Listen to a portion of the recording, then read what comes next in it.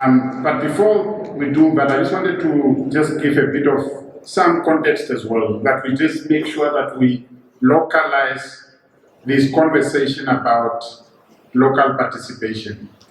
So firstly, we do have a challenge in Namibia. And the challenge is, it is before the oil and gas. We don't have yet the oil and gas in Namibia, but we are the second most unequal society in the world, only after South Africa, Mr. Strydom. And then we also have an extremely high unemployment rate, in the 40%, and that is before the oil and gas. Then also some context.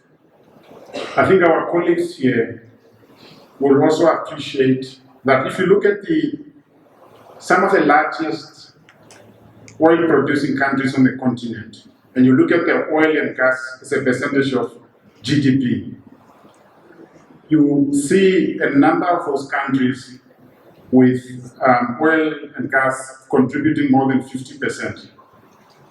So I think the question in the discussion earlier on here around the Dutch disease, is it not there already? And then I think just if one also look at another thing as well, if you look at the Human Development Index, the global ranking from the UNDP, you also see a number of our countries on the continent ranking extremely low in terms of Human Development Index. And Namibia is also amongst the lowest ranked countries as well. So I think the point there, and if you look at the Gini coefficient, which measures the level of inequality in a society, you will note there that a large number of the oil-producing countries on the continent are extremely unequal. And as I said earlier, Namibia is second most unequal society. And then you see all the other countries on the continent. And I think the earlier point around Norway, you see Norway producing, but also still quite a high Gini coefficient, but significantly below the global average. But if you look to the right, you look at the global ranking, as I said, with Namibia being the second. Then, so I think the key point there is, when we look at local participation, we should also try and make sure that the local participation is broad-based, because if it is not broad-based, it will also result in inequality in a particular society. And some of our societies are extremely unequal. I think we've already seen the services, both in terms of the value chain in the typical oil and gas sector, and then also the input services that have already been indicated earlier. So I think this is really probably the context with which we will start this conversation.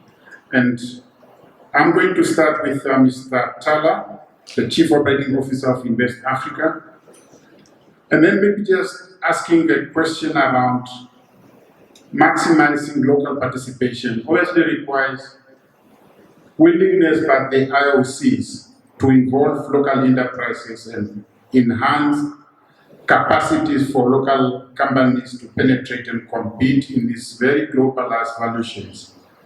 But maybe from an Invest in Africa perspective, what are some of the most specific programs and measures that Invest in Africa has implemented to support competitiveness amongst the local enterprises? Thank you, Mr. Mungunda, and thank you for your question. Very interesting to enter into the matter. First of all, Invest in Africa is a private sector initiative and focusing on local content development throughout Africa. We started that in Kenya, and now we present in Ghana, Senegal, Mauritania, and have game partners in Uganda. So our objective is to make sure that local content provisions and local content regulation goes through smoothly for all the stakeholders, including government, development banks, IOCs, subcontractors, international ones, and most of all, local private sector. So we've been facing this type of situation in all those countries, and there is something that is mainstream, is that discoveries of oil and gas resources brings a set of parameters which are enthusiasm. We all think we're going to get rich, and it is possible. And another thing is that the oil and gas industry comes with a set of very stringent requirements, and those requirements are technical, related to compliance, to quality, to capacity, capabilities, experience, and the list is very long. Another situation is that the local content requirements also are very hard to attain. And one of the last, the most critical situation is that the local private sectors may also be not at the level to enter like the minimum level of engagement in the supply chain of the oil and gas operators and their tier 1 contractors. So anywhere we go, what we do in the first place, Mr. Engineer Simbi Wabote mentioned that yesterday with his very brilliant presentation, is that we start with a baseline survey to understand what is the level of compliance and the level of readiness of the local private sector.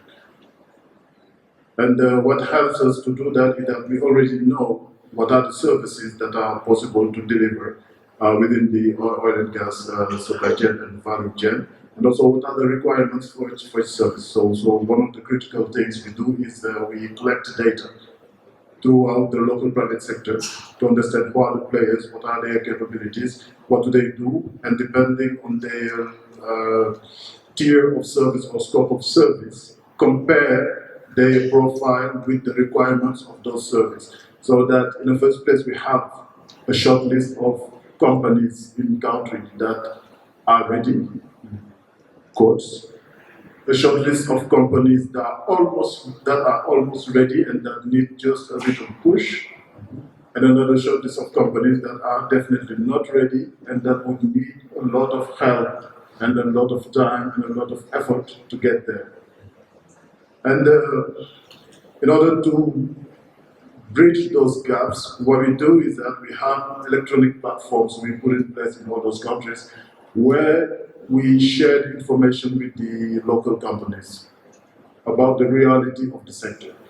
We share the information about the requirements, about the opportunities, the procurement plans of the IOCs, who are the main operators on those projects, and also the procurement plans on the tier 1 contractors, because one reality is that you may see Shell, Total, and all the IOC like Recon, they are going to subcontract the biggest part of the job to other international companies who we call in the industry the tier 1 contractors. And the brilliant Angolan presenter earlier mentioned a list of subcontractors. You can find Halliburton, Schlumberger, Modec. As a local company, those are your target clients because they have the biggest part of the job to give you. So after we share the procurement plans also, we push the companies that already meet the requirements so that they have the priority. We also give them counseling, etc. So they can actively participate into the tendering process. And for the companies that are not there yet, we have supply development programs and that are subsidized by the IOCs, wherever we are. In Senegal, for example, it started with Ghana. In Ghana, we have been supported by Tullow Oil and Modec and Mercure Drilling. In Senegal, we are with BP and the Woodside in both oil and gas projects. And also, we are benefiting of subsidy from the African Development Bank, so that we select a short list of 120 companies to support in a frame of 24 months, so that we can help them get up to the level. And there are a set of challenges that come through that supply development endeavor. And we are going to explore those challenges throughout the discussion. Thank you. Thank you. Mr. Omole, I think you've now been with us. It feels like you are part of us. But I think within that context, I think the data that we saw earlier doesn't actually quite indicate, as we've heard from yesterday, that oil discoveries and oil production help us to resolve and deal with our societal issues. The theme for the conference is inclusive growth, and somehow we haven't seen that. So maybe what are the things that could be done differently, that there is broad-basedness in terms of that, in terms of the localization, so that as long as the localization is concentrated in a few people, we're not going to have broad-based growth and broad-based prosperity. Maybe from your perspective, what are maybe the things that could be Namibia should consider to try and really bring about change in that perspective? Thank you very much.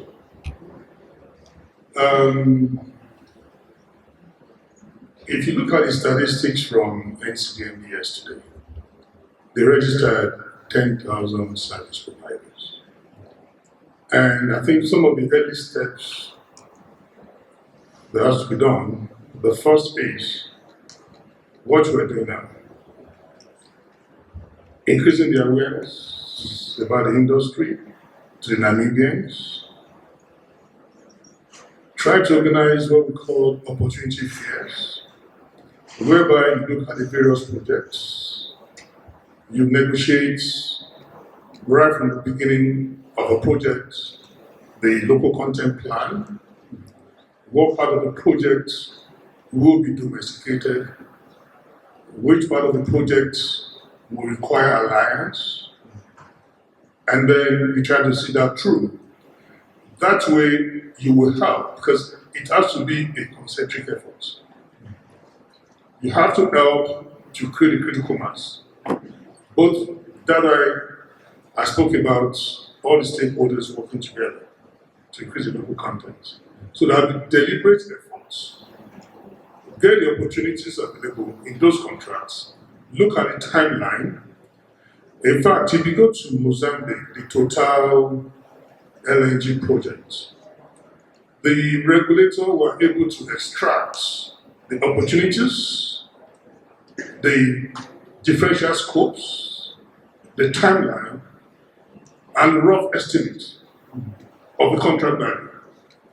So that encouraged more and more people to plan ahead. So basically what I'm saying is that it's important to create a critical mass. And you could see all the ancillary effects. Wabish Bay is the operational base. By the time activities are building up, you see restaurants, you see hotels, you see hospitals, better healthcare services, you see more flights. So basically, I think people used to make a mistake of just looking at the crude oil value, the extractions, the few guys working with the IOCs. But you are forgetting that it's a business driver. It has multiplier effects. And the beauty is that majority of the money coming into Namibia are non-Namibia money. It's not from irregular exports or uranium or other resources. It's coming from people bringing a final investment decision. And once they put it there, it's there for the next 50 years. You build an LPS so you can't take it away. It will keep on producing. So I think we can start looking at it from that perspective. And then make concentric efforts on how do we get involved. The training certifications, getting more and more people, creating new class. More income, more purchasing power. You can buy more things around, spread the money around, more support services, more logistics. So that will bring a lot of catalytic effects. I mean, I told you yesterday, you go to Uganda today, you see skyscrapers all over the place, massive structures. And you'll be wondering, where's this money coming from? Obviously, it's coming from, some of the money coming from projects, residential, the residential structures. So the real estate, I mean, that's the whole essence.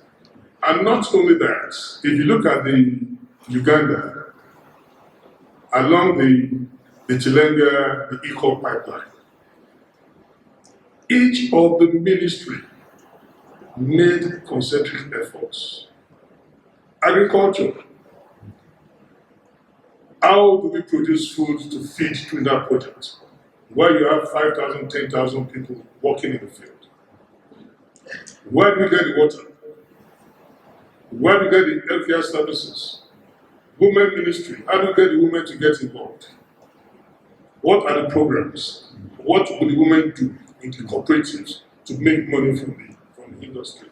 You talk about the ICT as well, the broadband. They look at the hospital. How do we have enough hospitals on those chains? The schools, what investment do they need to put? So basically, what I'm saying is that there are new models now, which we never had. So when I go to Uganda and a conference like this, I see like 8 different ministers, small-scale industries, agriculture, women, health, all looking at how much money they will make from the Chilenga project. So if we start looking at that from that perspective, the effect that we want, we see the complete effect. Thank you. Yeah. No, thank you very much, because I think. So thank you very much. I think the key takeaway is local participation is one thing, but we must also be intentional about it being inclusive, and then also broad-based and more stakeholders. And I think maybe just picking up on that, Mr. Joaquim Chipuco from SONILS, I think we've had all the last year's history there about your company in Angola and what you have done and what you have achieved. But if you can pick 2 services from your learnings in Angola, 2 or 3 services that you think Namibian enterprises and Namibian stakeholders and policymakers should target in the beginning in terms of capturing that value locally, what would those 2 or 3 services be? Okay, thank you for having me. It's good to be part of the breaks. Before this, question myself, what new can I say? Because Pedro was here before me, and he pretty much said everything. So what is it I will say that is new to you? So give it up for Mr. Pedro again. Let me start with saying that SONILS is a Senegal company and is there for a public company. We are located physically in Luanda by the port terminal, and you have seen here on the presentation that we are covering about 1.3 million square meters, whereby we are serving our clients. Today we are counting on about 144 clients, among which 52% are resident. They are housed in SONILS, and among which 10% are local companies. So a local company in terms of local content. And to also say that our management team has challenged us in a sense of what new value can we add for the local content. That is something that we have on the table and we're working on. So when it comes to services, you have seen again the list that Pedro has demonstrated on the presentation. That goes from engineering for infrastructure, in a sense of responding to what our client needs. That also goes on to the we own and we rent facility and installations that involves offices and warehouses. And then we do end-to-end on material handling. So whether if it's inbound, whether if it comes by road or if it comes by sea, and then offshore.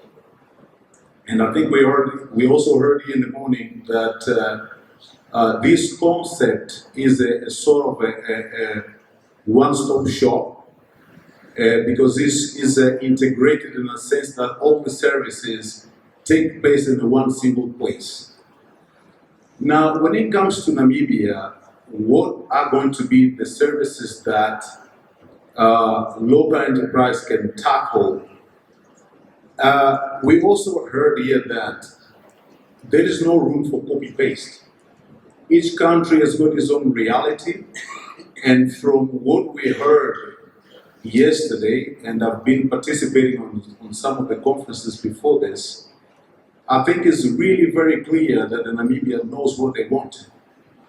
So, well, if it's going to be on the tertiary services, if it's going to be on the secondary services, the reality is that from the platform that Namibia is building, is very clear that there will be room, is very clear that local enterprises will take benefit and they will surely have a role to play and they will be part of the business. So I don't think it would be valuable to say here what services they would be, but again, as I said, they can either be on handling services, they can either be on construction services, but again, Namibians will know better, they will allocate properly, and we see and we heard here about the local content. That is very important for the businesses in Namibia. For those coming here to do business, need to incorporate that concept to the local content. So I would say that there is opportunity, good opportunity, and that the local content will play significant role. Thank you. Thank you for suggesting that we should find our own solutions, Mr. Chipuco. And I think on that basis, then I go to the Namibian amongst us. Mr. Mwanachilenga, Recon Namibia has now operated in the country for the last, say, 2 to 3 years. In those 2 to 3 years, maybe what were some of the services, goods or services that Recon could actually easily procure locally, and maybe what are those 2 to 3 services which proved difficult to source locally for Recon in the last 2 to 3 years? Thank you, Mr. Moderator. Recon Namibia actually has been operating in Namibia since 2014. And that was the time when we were doing geological geophysical studies of the area of the Kavango Basin. And after those years, we found really that there is a lot of potential in the Kavango Basin. Then 2020, 2021, we moved into the Kavango Basin. Put an office in Rundu, located 3 drilling positions, drilled 3 wells, acquired 2D seismic for us to understand the geology of the area very well, and also flew some EFTG, that is basically gravity, which helps you understand the structures down there. It basically differentiates the density of the rock. Then you can know exactly where you're going. And good.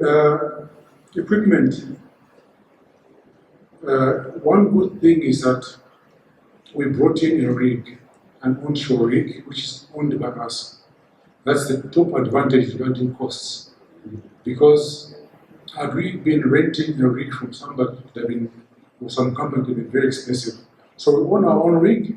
When we're waiting for permits from government, we park it, and it's not so expensive because a third-party rig would mean you are paying daily rates in all industries, daily rates, so it's pretty expensive.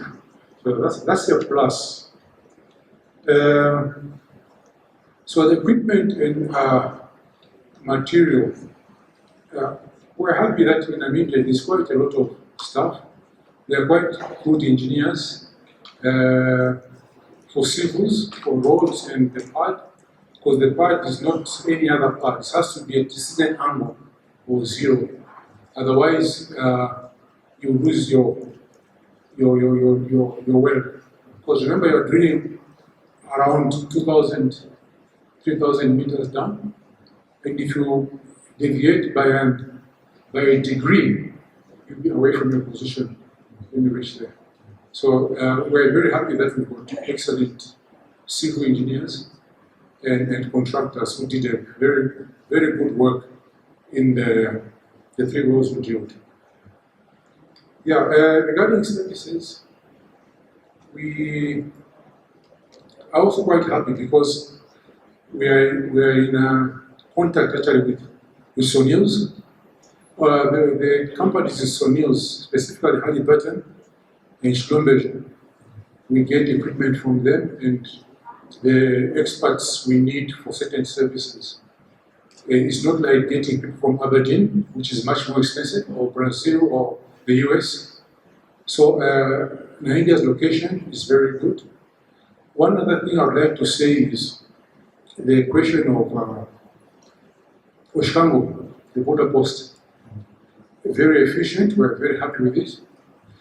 When our first goods came in from Angola, from SONILS in Rwanda, there was an issue of imperial units and all those things. But then that was cleared and we're happy, we're bringing stuff straight. So it's thumbs up for the government on that one. Yeah.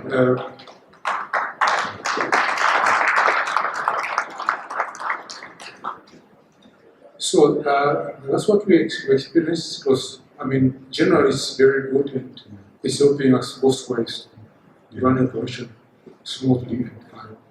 No, thanks very much. I think it's very good to hear about the compliments for the engineering field of the country. So I know that there are many engineers around here, so you must be very pleased with that. But I didn't hear anything about the accounting and finance people, but that's maybe for another day.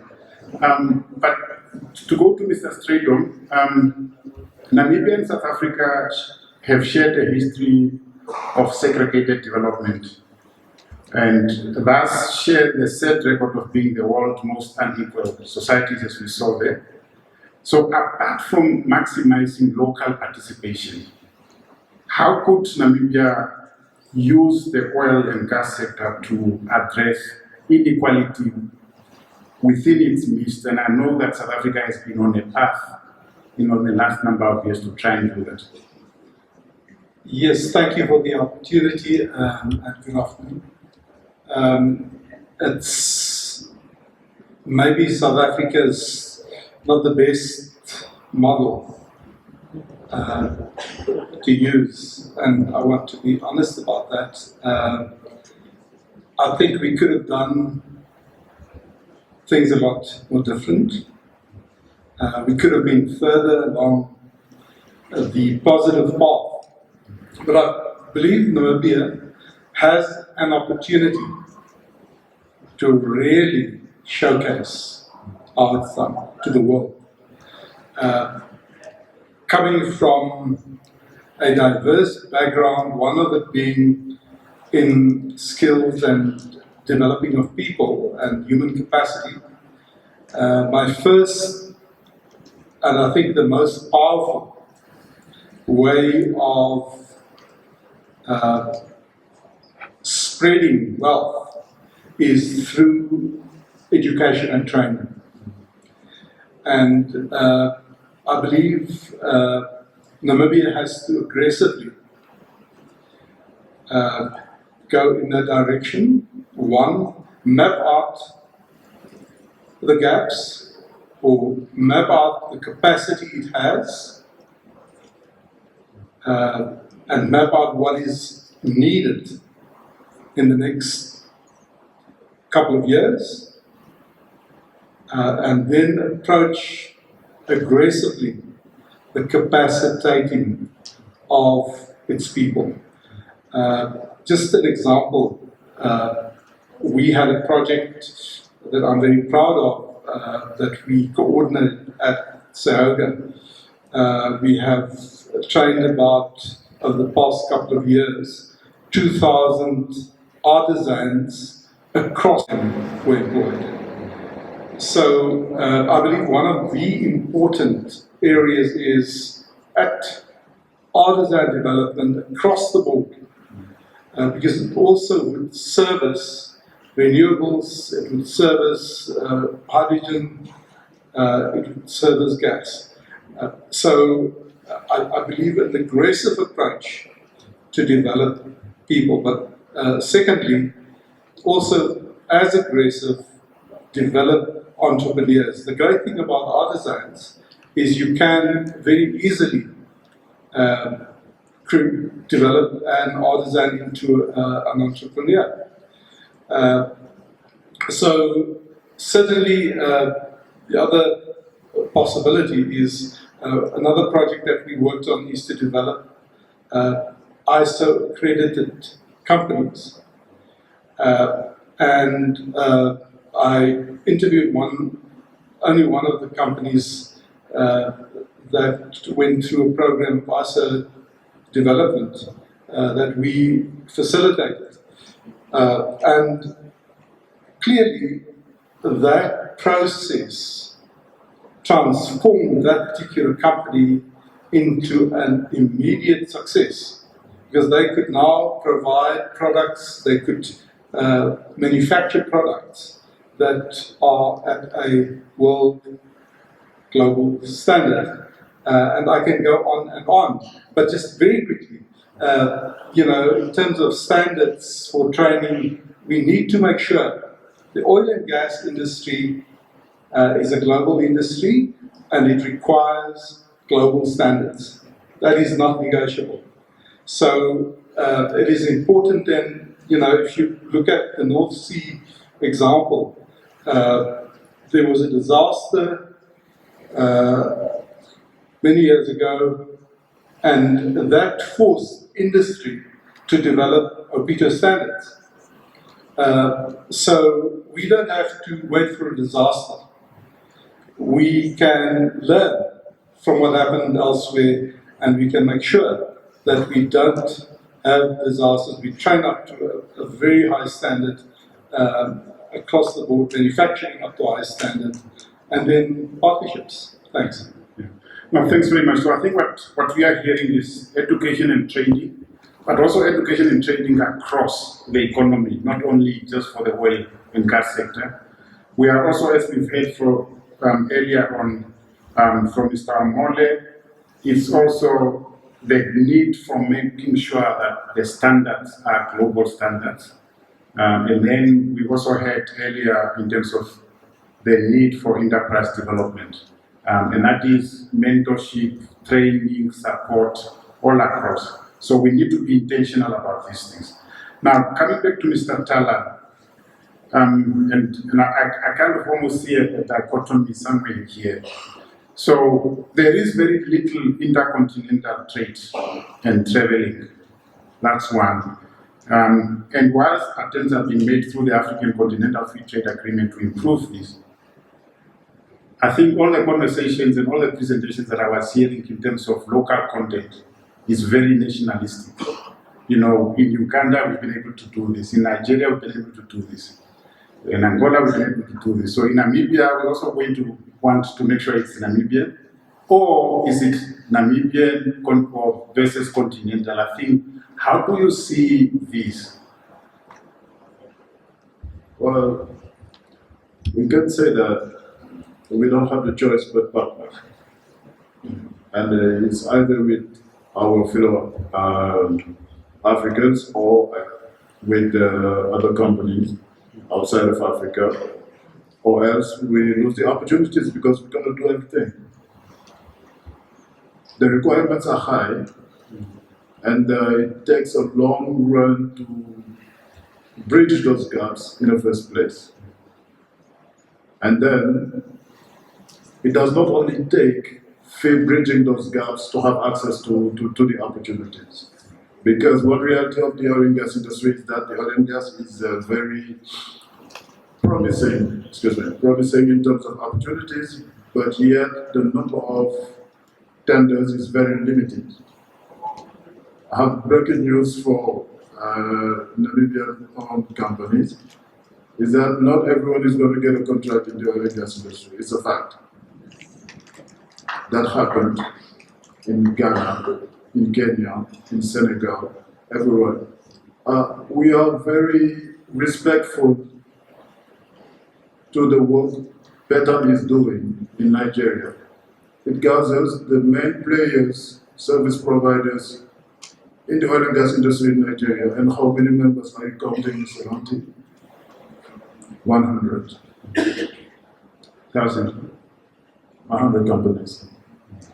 When I launched the platform, the African Partner Pool platform in Senegal, over 8 months we consolidated a list of 1,700 companies that wanted to enter the oil and gas industry. After 2 years, we could not present them to more than 100 tenders.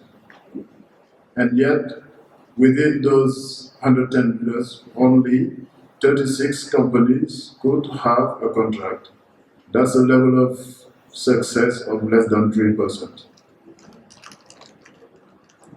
So that means that the risk is high. It is good to have engagement from the local private sector, and that is the way to go, clearly. But that engagement should not be exclusive to one industry, because that brings us to what we call the Dutch disease, which is provoked by the fact that everyone neglects the other sectors of the economy and focuses on only one sector, which is on only one, which is like driving all investment and effort and training to only one sector. And that brings disbalance, and that's not good for the economy. That's not good. That leads to disindustrialization of the economy. When we look at the supply chain of the oil and gas industry, all the services are needed everywhere. We're talking about drilling, maybe offshore drilling, like it's not in the mining.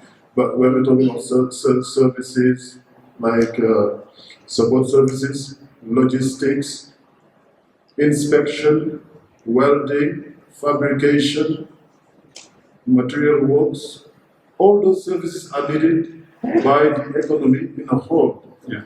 You can do it in the mining, you can do it in the renewables, you can do it in the construction. The only difference is that the requirements are high. And what are the requirements? The oil and gas says that we cannot afford to waste our time with risk. So we do our best to make sure that we mitigate the risk. How do we mitigate the risk? By contracting with a local supplier. He needs to show us that he is capable of doing the job.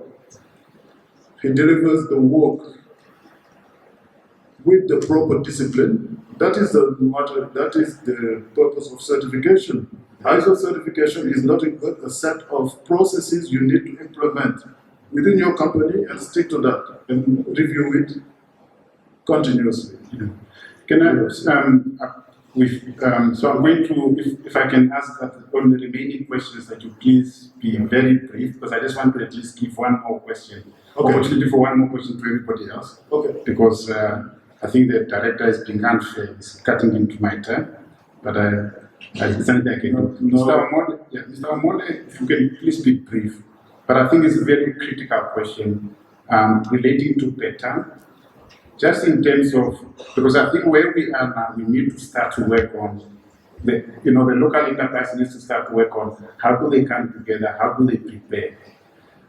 Maybe from the formation of Petan, what are some of the do's and don'ts in terms of making that effective? And then also secondly, added to that is, obviously within the development of the local content policy laws and regulations, there is going to be areas that are significantly contested between the international investors and the local business community. If you can highlight maybe one of those key contested areas within the context of Nigeria and how that was resolved. Yeah, thank you. Let me start with the last question.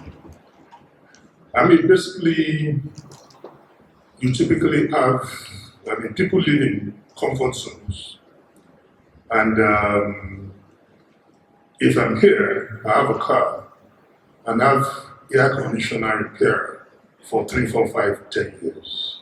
And I move to another town, and I have a problem with my car. The first thing that will occur to me is think about the guy 2 hours away, even if there's somebody in front of me that can do the work.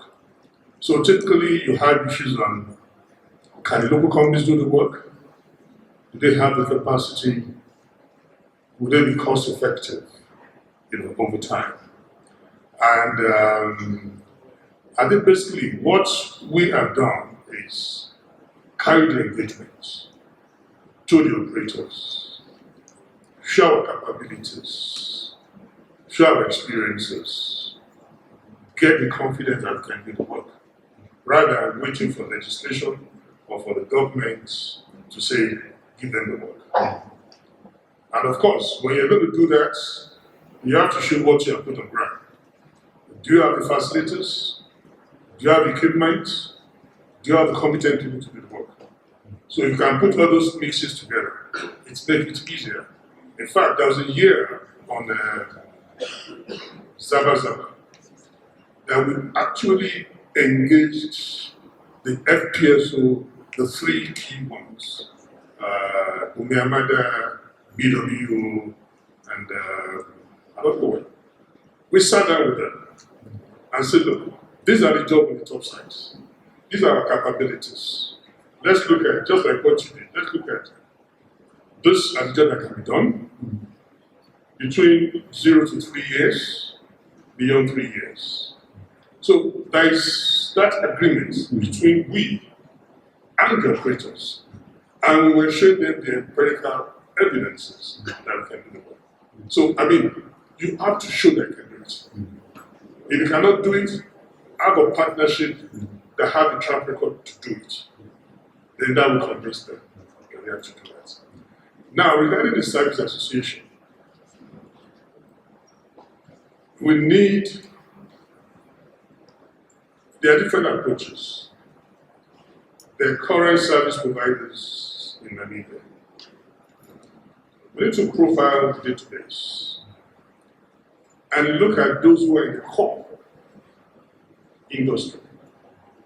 Look at those who are ready, who has, so that means basically you need to put some parameters in place and use that to try and have an effective association. Now let me give you, we're working with Ghana and Uganda to reorganize our association.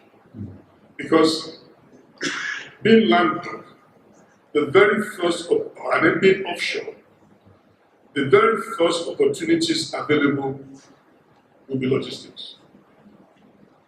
Either from the vessel, marine vessels, or from Mombasa or Dar es Salaam into truck owners. So the early association members are mostly logistics people, including clearing agents, freight forwarders. And now that the other activities is coming up, so fine. What did you do is, even within logistics, setting parameters. Do you have trucks? Do you have lifting equipment? Do you have warehouse capacities? Or you're just briefcase clearing agents? So basically, you can use that to sift them and then create about 3 or 4 or 5 different technology groups. Fabrication, facilities, well services, even if you don't have, or create the shells. And then gradually, so in the same day, I expect, and we will work, if I had a little discussions with somebody today, I said, we will support. And see how we can support to create the association. We work with Senegal. We understand each other, they set up the company, and we're trying to see how they can grow it. We work with Mozambique, and try to see how they can build a proper association. Because once you have that, you have a group of people with a common purpose. We lobby, we sit down, review the amendments to the law. If it's not beneficial to us, the local service providers, we create our own propositions, we meet the assembly, we publicize it. So real advocacy. So basically, we also try to share knowledge, share training, and share exposure. So the same thing we have to do in Namibia. Thank you.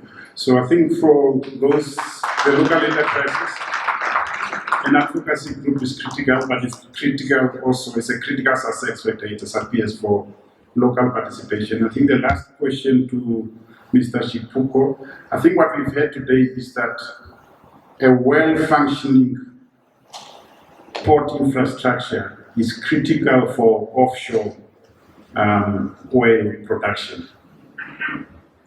Maybe if you can just tell us a little bit in terms of how could port authorities support the growth and competitiveness of local enterprises in the oil and gas logistics subsector, because it appears that the ports authority are actually at the core around the input services into the sector.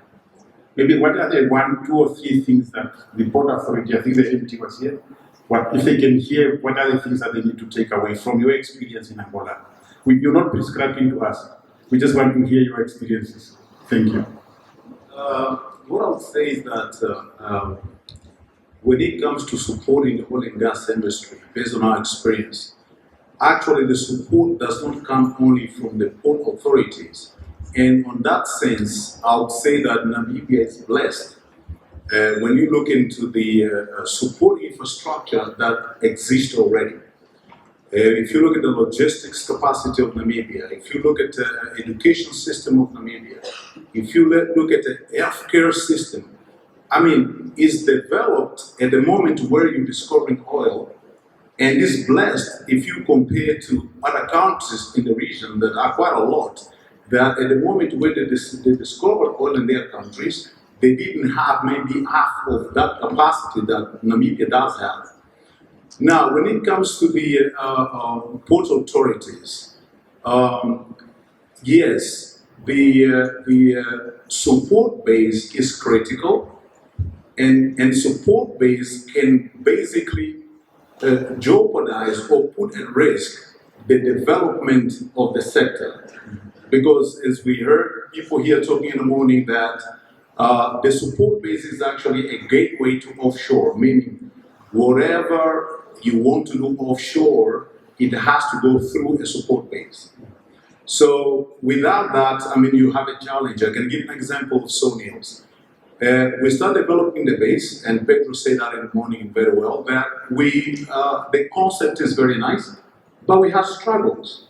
I mean, if you look at 2008, 2012, the activity went so high, SONIL happened to support very close to 20 rigs that took us into a challenge to make sure that we had the resources to support the industry without having to create constraints to the development of the sector.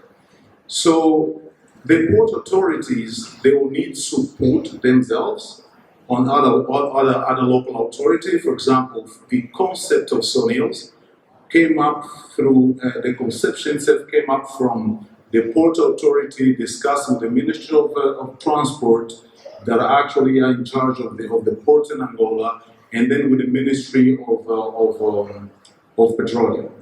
And that applies the same. If you look at the MOU that SONIL has with Namibia, also encompasses the presence of the NAMPORT and SONIL. SONIL's coming in as a technical expert. So, I mean, and the port, yes, by themselves, I think the key element they need to really work on is making sure that the most critical element, that is land, is available. And I think with Ms. Andrew demonstrated here very, very clearly in the morning here that there is a second phase when we come into a development phase, there is land enough to develop a proper infrastructure. Yeah. Thank you, and I think just allowed one last question, and I'm going to ask to our visitor from South Africa. So given the low number of direct employment in the oil and gas sector, what is it that SAOGA has done in South Africa to kind of create linkages with other sectors so that there could be more employment in those other sectors? And which sectors generally do you find to have the highest multiplier effect? Manufacturing is certainly the one in South Africa, in the South African context, and I like what the chair of Shell said earlier. If you look at every country, the conditions, the contexts are unique. And in South Africa at the moment, certainly manufacturing is an area where most of the skill, technical skill is going. But those skills are available at a later stage for the oil and gas sector. Although we facilitated the development and capacity building, those skills will always be there. I just want to closing say that I think there's a coordinated regional approach championed by Namibia that is needed because they will know where the gaps are. I like the proverb, the African proverb that says, if you want to go fast, go alone. If you want to go far, go together. So I think, from a South African industry perspective, we certainly would like to support Namibia. I think you're really blessed to be at this point of gas exploration, and we would really like to support you and wish you well for the future. Thank you very much.